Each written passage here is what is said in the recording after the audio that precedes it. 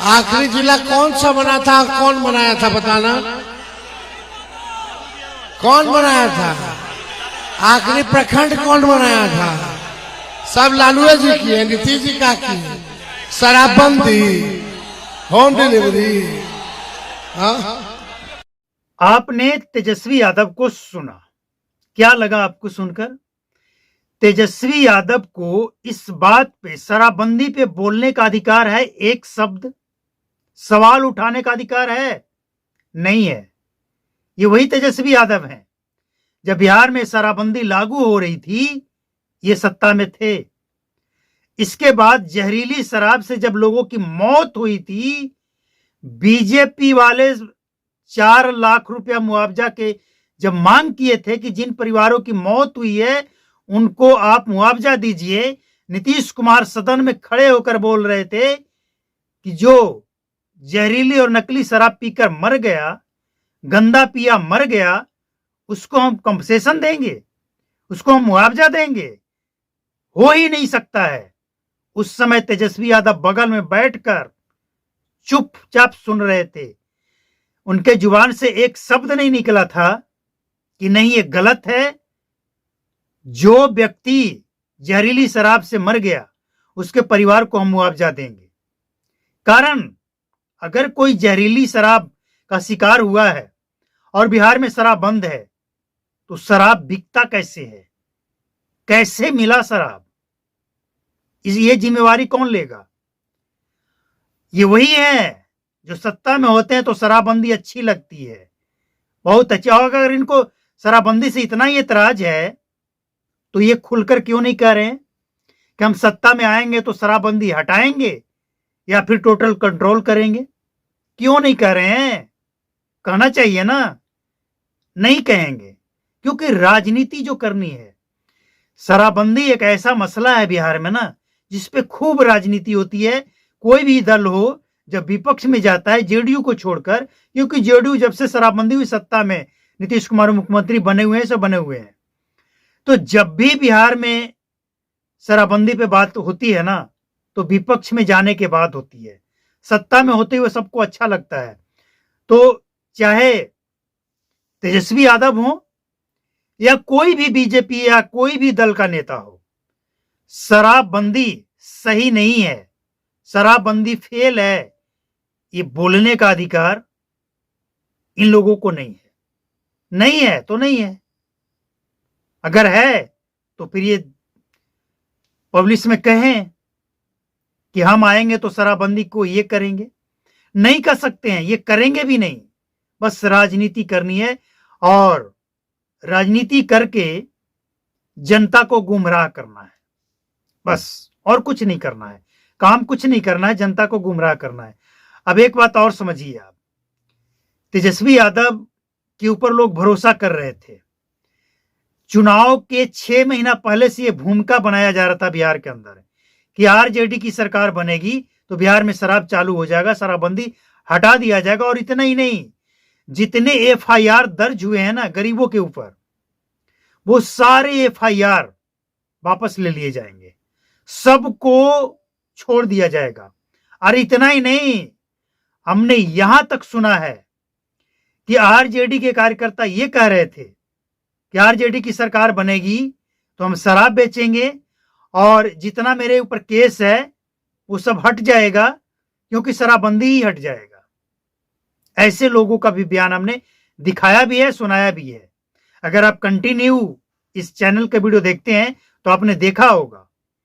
तो मतलब साफ है, करना कुछ नहीं है, सिर्फ राजनीति करनी है।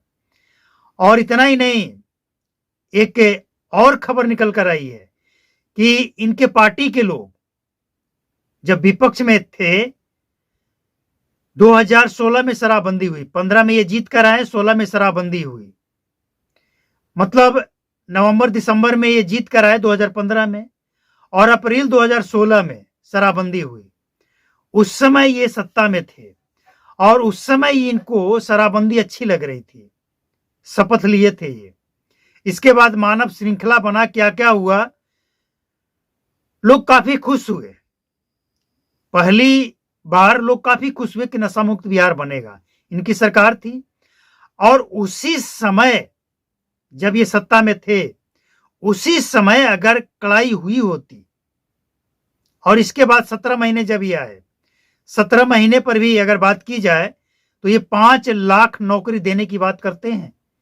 17 महीने में जब ये 5 लाख नौकरी दे सकते हैं तो शराबबंदी का मसला हल नहीं कर सकते हैं कि भाई शराबबंदी के नाम पे बिहार में अवैध शराब बिक रहा है, नकली जहरीली शराब बिक रहा है, बिहार में शराब की तस्करी हो रहा है, होम डिलीवरी हो रहा है। नहीं कर सकते थे क्या? इच्छा शक्ति थी। कांग्रेस के लोग भी सवाल उठाते हैं, सत्ता में थे, इच्छा शक्ति थी इनकी? नहीं थी ना। मतलब राजनीति करना है, काम कुछ नहीं करना है। और राजनीति करने वाले हमेशा राजनीति, हर बात पे राजनीति। गरीबों की जान जाता है तो जाए, राजनीति करेंगे। आज बीजेपी की देन है कि अगर कोई, हालांकि पिछले कई महीनों से कहीं कोई जहरीली शराब कांड की खबर नहीं है, और ये बीजेपी की देन है कि आज कोई जहरीली शराब से मरता है तो उसके परिवार को 4 लाख रुपए का मुआवजा दिया जाता है। हालांकि मुआवजा देने से कोई वापस नहीं आता है, लेकिन अब जो जहरीली शराब के शिकार हो गया वो तो चला गया, लेकिन उसके पीछे जो परिवार बचा है, जो एक ही परिवार कमाने वाला था, तो उस परिवार को थोड़ा राहत तो मिलता है ना, थोड़े समय के लिए मिलता है। हालांकि इसमें और बढ़ोतरी होना चाहिए। और इतना ही नहीं, अगर उस घर में बच्चा पढ़ने वाला है तो उसकी जिम्मेवारी भी सरकार को लेनी चाहिए। और इन सबसे ऊपर सरकार को जिम्मेवारी ये लेनी चाहिए कि अगर बिहार में शराब बंद है तो बिकना नहीं चाहिए, और खासकर जहरीली और नकली शराब तो बिल्कुल भी नहीं बिकना चाहिए। ये सबसे पहले जिम्मेवारी लेना चाहिए। अब नई सरकार का गठन होगा तो जो भी सरकार सत्ता में आए, सबसे पहले अगर वो शराबबंदी पे समीक्षा नहीं करता है, कोई एक्शन नहीं होता है, तो सबसे पहले वो ये जिम्मेवारी ले कि बिहार में शराबबंदी अगर लागू रहेगा तो एक बूंद कहीं शराब नहीं बिकनी चाहिए। और अगर कहीं एक बूंद भी शराब बिकता है तो उस क्षेत्र के जनप्रतिनिधि, चाहे वो किसी भी दल का हो, उसका चुनाव रद्द होना चाहिए, उसको जेल होना चाहिए, उस थाना इंचार्ज का हमेशा के लिए नौकरी से डिसमिस, और उस क्षेत्र का जो चौकीदार है उसके ऊपर भी कार्रवाई होनी चाहिए। और जितने उस क्षेत्र के जनप्रतिनिधि हैं सबको लाइन हाजिर करना चाहिए।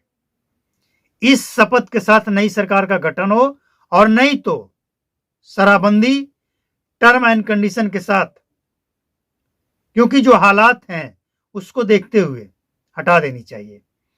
बाकी सब हम ही करेंगे तो जनता की भी कुछ जिम्मेवारी है।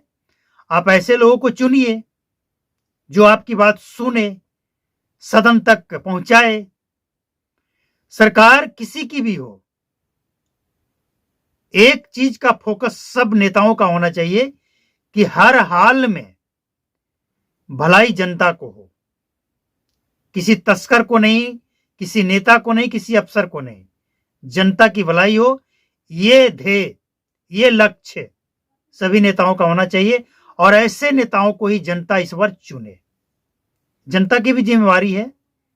शराब बंद है, चुपके से आप मंगाते हैं, पीते हैं, जहरीली शराब के शिकार हो जाते हैं, तो भाई सरकार तो इसी तरह का बयान देंगे ना। सरकार वाले नेता लोग, चाहे वो सत्ताधारी हो विपक्ष हो, वो ऐसे ही राजनीति करेंगे। तो इनके चक्कर में मत पड़िए। आप अपने सोच समझ कर काम कीजिए। जहरीली और नकली शराब से बचना है तो पहले आपको खुद जागरूक होना होगा।